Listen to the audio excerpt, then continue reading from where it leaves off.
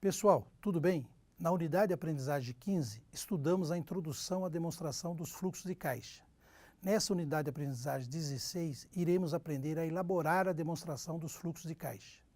A DFC irá explicar a variação do subgrupo disponibilidades de um ano para o outro. Nesse contexto denominado de caixa, classificado no ativo circulante, o resultado final da DFC representará o saldo final das disponibilidades do segundo período. Como nós sabemos, a estrutura da DFC é dividida em três atividades: atividades operacionais, atividades de investimentos e atividades de financiamentos.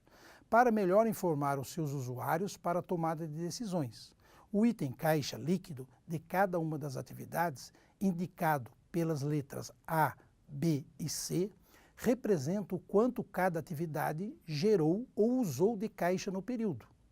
Quando o resultado do caixa líquido for positivo, significa que a atividade recebeu mais do que pagou no período.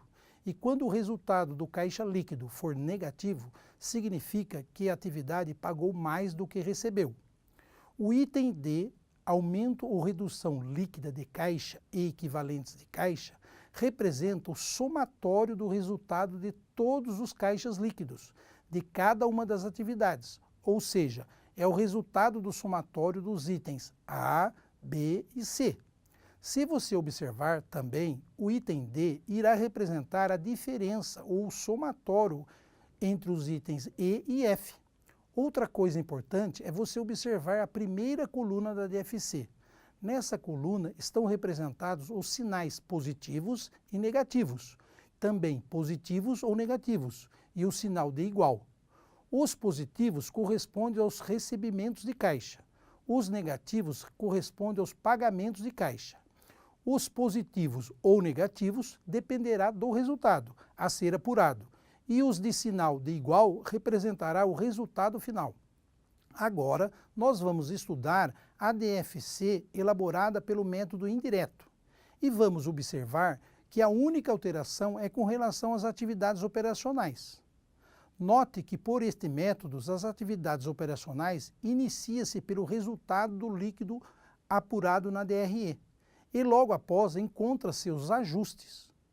Nos ajustes estão representados os elementos não monetários que não interferiram no caixa e que por isso há necessidade de ajustá-los, ou seja, os elementos não monetários que forem na DRE negativos serão adicionados na DFC e os elementos não monetários que forem na DRE positivos serão subtraídos na DFC.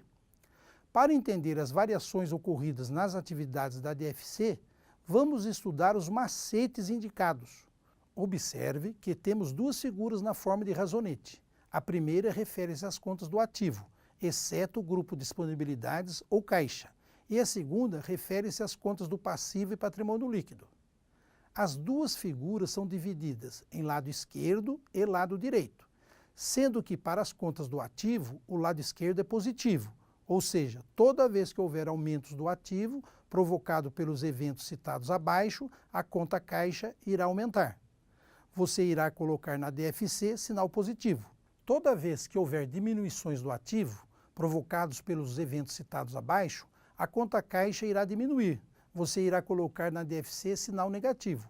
A mesma interpretação se dá no razonete das contas do passivo e patrimônio líquido, ou seja, toda vez que houver diminuições do passivo e patrimônio líquido provocado pelos eventos abaixo, a conta caixa irá diminuir. Você irá colocar na DFC sinal negativo. E toda vez que houver aumentos do passivo e patrimônio líquido provocados pelos eventos citados abaixo, a conta caixa irá aumentar. Você irá colocar na DFC sinal positivo.